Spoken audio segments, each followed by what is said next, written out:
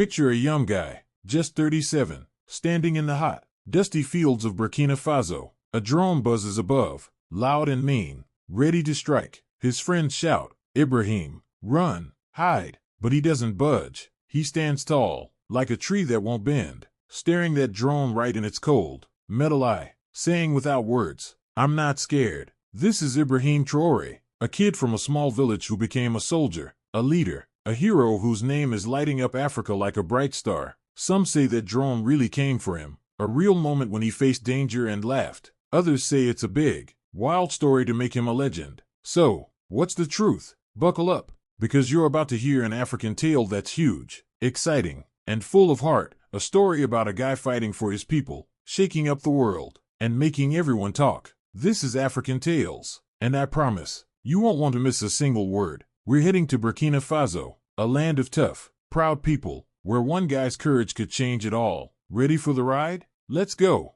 Ibrahim Traoré was born in 1988 in a little village called Kéra, in a part of Burkina Faso called Mohoun. Kéra was a simple place, mud houses, dirt paths, goats running around, and kids playing under big, shady trees. Life was hard. Families like Ibrahim's grew crops like corn and beans under the burning sun. Water was tricky to find. Money was even trickier, and most days, folks just tried to get by. But Ibrahim was different. He was quiet, not loud or showing off, but his eyes had a spark, like a fire ready to shine. He loved books, loved learning, and would stay up late, reading by a tiny lamp, dreaming of a bigger world. His mom and dad, farmers who worked from dawn to dusk, saw that spark and said, "Go, learn, make us proud." So, Ibrahim left Kéra, walking long roads to school, carrying his dreams like a heavy sack he loved to hold. He went to Bobo Dioulasso, a busy city where markets were full of people selling bright cloth, sweet fruit, and shiny nuts. He studied hard there, learning everything he could, like a kid soaking up rain after a dry day. He was good at school, especially science, and soon he moved to Ouagadougou, the capital, to go to a big university. He picked geology, which is all about rocks and dirt, because Burkina Faso had something special, gold, tons of it, hidden under the ground. The country was one of Africa's biggest gold makers. But Ibrahim saw something sad, that gold wasn't helping his people. Big companies from far away took it, leaving villages like Kéra poor and left behind. That hit him hard, like a punch to the chest, and it planted a seed in his heart, a seed that would grow big and strong. Ibrahim didn't just want to study. His country was hurting, and he felt it deep inside. By the time he was a young man, Burkina Faso was in big trouble. The Sahel, the area where his country was like a place on fire. Bad groups, like JNIM and others, were attacking villages, burning houses, and hurting people, moms, dads, kids, everyone. Thousands died, and millions had to run from their homes, leaving their lives behind. By 2022, almost half of Burkina Faso wasn't even run by the government. It was taken over by these bad groups, and fear was all around. Ibrahim couldn't just sit there. He heard a call, like a loud song, telling him to stand up, to fight, to help his people. So, he joined the army, swapping his books for a uniform. He was young, just out of his teens, but he worked hard, training in the hot desert, learning to shoot, to lead, to keep going. His buddies in the army saw something special. He wasn't loud, didn't show off, but he was strong, like a rock you could lean on. He led by doing, running faster, fighting harder, always watching out for his team. He saw war up close, villages turned to ashes, kids with no moms or dads, families broken. It hurt him, but it made him tougher, more sure he had to do something. He became a captain, leading men into fights against the bad groups, trying to bring peace to a land that hadn't seen it in a long time. Ibrahim saw more than just fighting. He saw a bigger problem, one that made him mad. Burkina Faso was rich, rich with gold, rich with people, rich with heart, but it was still poor. Why? Because outsiders were taking too much. France, the country that used to run Burkina Faso long ago, still had soldiers there, saying they were helping fight the bad groups. But to Ibrahim and lots of folks, those soldiers felt like trouble, like a chain holding the country back. The gold was going to foreign companies, not to the people who lived on the land. Ibrahim thought, why are we letting this happen? Why is our gold leaving? Why are we still hungry? These questions burned in him, growing bigger every time he saw a kid with no food or a village with no hope. He wasn't alone. The people were mad, too. They were tired of empty words, tired of fear, tired of being used. They wanted a new day, and Ibrahim was ready to bring it.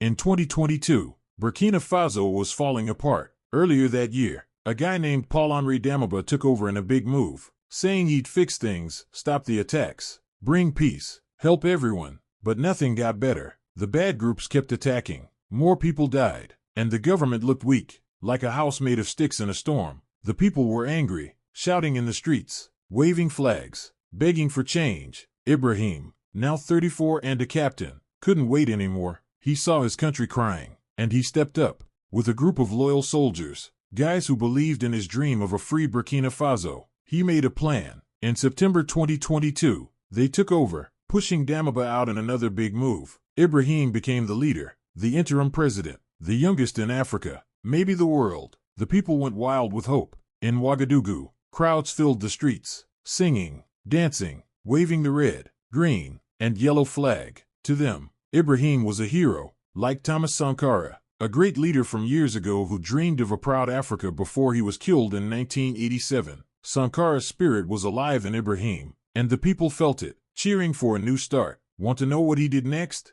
Stick around, because this story's about to get even bigger. Ibrahim didn't sit back. He spoke to the people, his voice loud and full of fire. He promised to fight the bad groups, to take back the gold, to make Burkina Faso free. He told the French soldiers, "Go home. We don't need you." He took control of the gold mines, saying, "This is ours." He even cut his own pay, showing he wasn't here for money. He was here for his people. The crowds loved it. They saw a leader who cared, who fought for them, who wasn't scared of big countries. Across Africa, from Nigeria to Kenya, from Ghana to South Africa, young people heard him and got excited. They shared his words on their phones, on X, on TikTok, calling him a hero, a fighter, a new kind of leader. In Nigeria, kids cheered his bravery. In Ghana, people wrote about his plans. In Kenya, they sang his name. He was more than a president. He was a spark, lighting up dreams of a strong, free Africa. But when you shine that bright, you make enemies. Big countries like France didn't like losing their hold. The bad groups fought harder, hitting more villages. Even some African leaders, stuck in old ways, didn't like his bold talk. Ibrahim was shaking things up, and that made him a target. Want to know what happened next? Keep listening, because this tale's about to take a wild turn.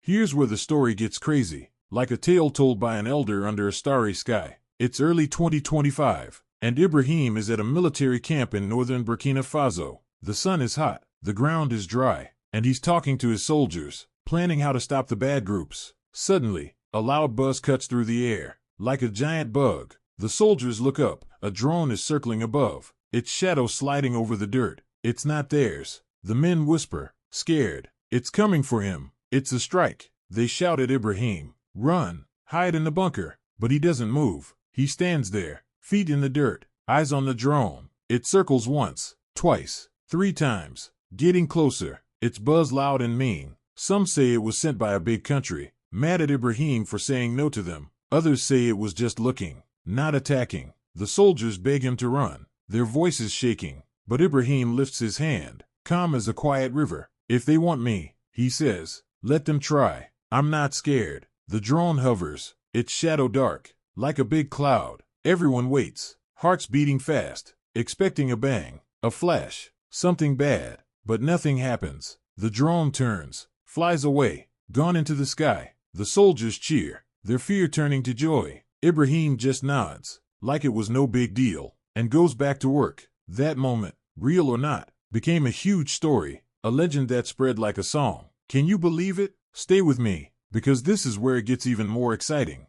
Was that drone story true? That's what makes this tale so wild. Some say it happened, that Ibrahim really faced a drone and didn't blink. Others say it's made up, a big story to make him a hero. No official news says a drone strike happened in 2025, but the story grew huge, spreading on YouTube, TikTok, X, everywhere. Videos popped up, showing Ibrahim facing the drone, standing tall, brave as a lion. People watched, millions of them, saying, "This is our guy." But some videos weren't real. People used computers to make fake clips, called deepfakes, showing Ibrahim doing things he didn't do. One had him giving a big speech in perfect English, saying things he never said. It got millions of views. But it was fake. Ibrahim mostly speaks French or local languages. Another showed him under the drone, music playing, looking like a movie star. Fake again. But people loved it. They shared it, believed it, because it felt true. It was like an old African tale, where a hero fights a monster and wins with heart, not a weapon.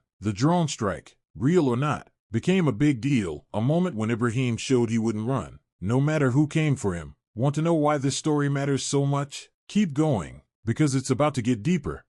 Being a hero isn't all cheers and smiles. Ibrahim's job was tough, full of big problems. He promised to stop the bad groups, to make Burkina Faso safe, but it was hard. By 2025, the fighting was worse. Over 7,600 people died in attacks, and millions had to leave their homes, living in camps with no food or water. Ibrahim tried a bold plan. He gave guns to regular people, calling them volunteers for the defense of the homeland. These were farmers, shopkeepers, young guys who wanted to protect their villages. But it went wrong. Some of these groups attacked the wrong people, especially Fulani families, who were blamed for helping the bad groups. In March 2025, reports said soldiers and these volunteers killed over 130 innocent people in one attack, using guns and even drones. People were shocked, saying this wasn't right, that Ibrahim's plan was hurting his own people. Groups like Human Rights Watch called it terrible, saying the government was out of control. Ibrahim's team said those stories were lies, made to make him look bad.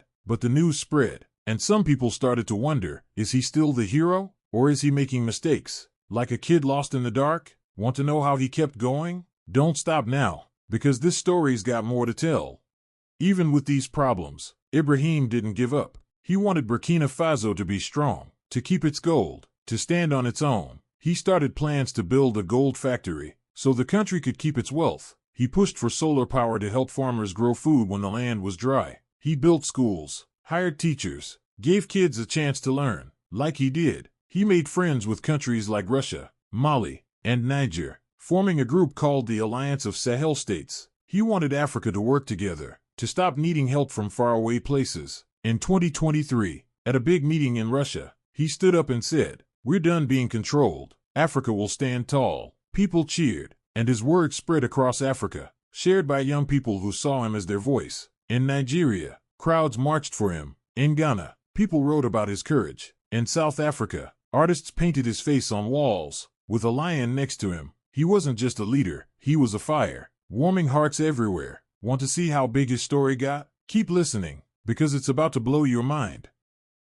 But the bigger his story got, the messier it became. The internet was full of Ibrahim's name, on shirts, in songs, in videos. Some were true, showing his real work, his real fight. Others were fake, made by computers to look like him. One fake video showed him with big music stars, laughing, praising him. Another had him giving a perfect speech, so bold it seemed unreal, and it was. People warned, don't believe everything. But for many, the truth wasn't as important as the story. In African tales, heroes aren't perfect. They mess up, they struggle, but they keep going. Ibrahim was like that. His mistakes hurt people. His plans didn't always work, but he kept trying. He wanted a Burkina Faso where kids had food, where villages were safe, where the gold stayed home. That's why his story grew, why it became a legend, like tales told by elders under the stars. Want to know what this all means? Stay with me, because this tale's got a big ending.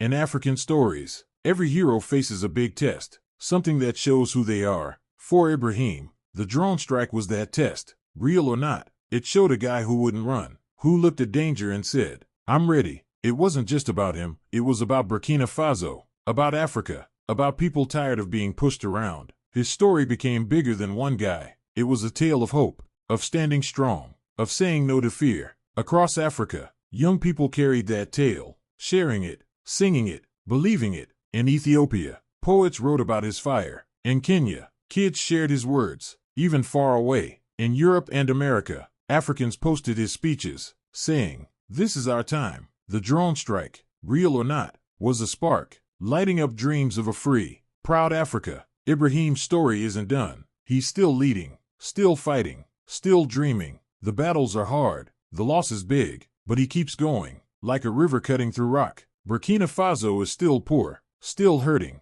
but it's moving forward, step by step. And Ibrahim Traoré, the kid from Kéra, the soldier, the president, is at the heart of it, a hero in a tale that's still growing, a tale that will live on, told by elders, by kids, by anyone who dreams of a strong, free Africa.